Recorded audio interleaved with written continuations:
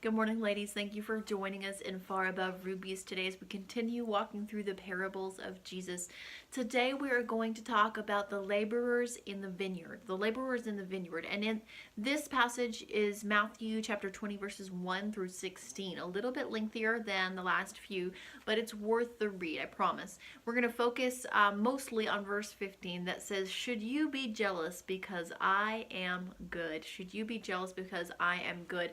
This parable Jesus tells is about a owner of a vineyard, and he needs laborers, day laborers, to come in and help to pick the crops. Okay, it's that season, it's harvest time, and so he goes early in the morning and he finds men waiting to be hired, and he hires them. He agrees to a wage with them, and they come and they work for him for a few hours, and he begins to see, whoa, we're not getting this done, and so he goes back a few hours later to the market and he finds more men willing to work, and he agrees upon the same wage for the entire day as he did the men at the start of the day.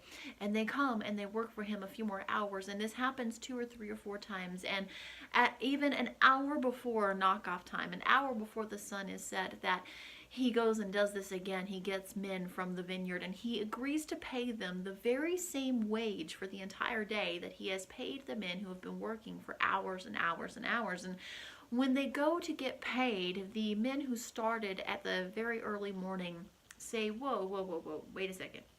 I worked all day for this wage, and these guys came an hour before knockoff time and are getting the same exact amount of money that I've gotten for many more hours of labor. That hardly seems fair. And isn't that just how our minds work?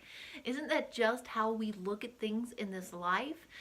Jesus tells the story and he says, the vineyard owner looked at these men and said, but wait, you were happy with the wage when I discussed it with you. You were happy with the wage I offered you at 6 o'clock this morning. You were okay with working the full day for this wage earlier when we spoke. And now all of a sudden you're not okay with it because these guys are getting that same wage.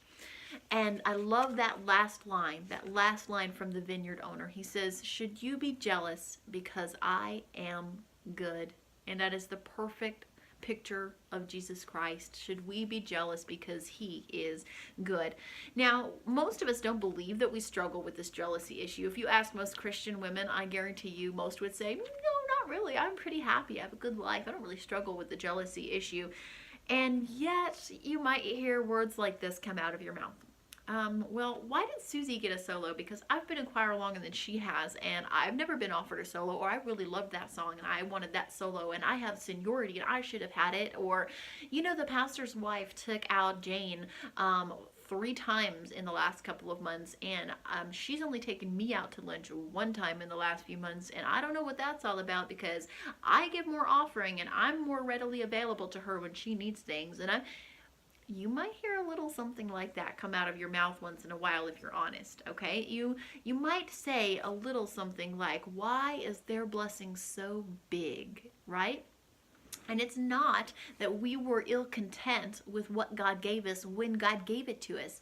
It's simply that, oh, we received this blessing and we're happy with it, and then we look over and somebody else has a bigger slice of pie than we do. And we go, whoa, wait a second. Does God love them more? Do they deserve more than I do? I don't think so. And our human nature, our fleshly, carnal mentality gets in the way, and we have that little creature of jealousy creep up in our hearts. When God is more generous in some small way to someone else, we question him, just like the laborers in this story. Why are they doing so well and I'm struggling? Why did they get healed and I haven't been healed? Why do they get all the recognition when I get so very little and I seem to work so much harder than they do? When we act like this, we are deceived into believing, we deceive ourselves into believing that we are less blessed because someone else's blessing looks bigger, that our blessing somehow loses value than when we first receive it because someone else got a bigger blessing than we did. Should we be jealous because he is good? That is the question we have to ask ourselves when we struggle with that creature of jealousy. We have to ask ourselves, do we have a right to be jealous simply because God is good? Is he any less good to us because he might have been more generous to them? Is what we received from God somehow less valuable a month later, 6 months later, 1 year later, 2 years later, 5 years later, because someone else in what we think is a less deserving situation got more than we did from God? Should we be jealous because he is good? Was he good to you yesterday? Well, he's still good to you today, regardless of the blessing your sister down the pew got. All right? We have to learn to be joyful, to be happy, genuinely, purely happy for others. Because God doesn't like it when we get jealous. He is a just God. He is a loving God. He has our best interest at heart. He does not stop being good to me because he is also good to someone else. There's not less pie for me because he served a bigger slice to someone else than I think I'm going to end up getting. God is good. And I hope you'll say that out loud. God is good. I hope you say it out loud anytime you're tempted to be jealous. God is good. He is good to me. Remind yourself of the good things that God has done for you and what it felt like in the moment that you received those blessings. What the laborers in the vineyard needed to do was to think, I really was happy with the day's wage when we agreed upon it. I really was eager to go to work and earn this living because I felt it was fair and just and a blessing to me and my family at that time. Instead of comparing. Comparison is the thief of joy.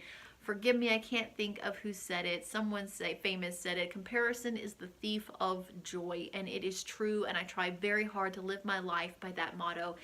Because when we start looking at other people and comparing our lives and comparing our blessings instead of rejoicing with them for what God has done in their lives, then we lose that joy. We lose that sense of gratitude that we had when we first received the blessing.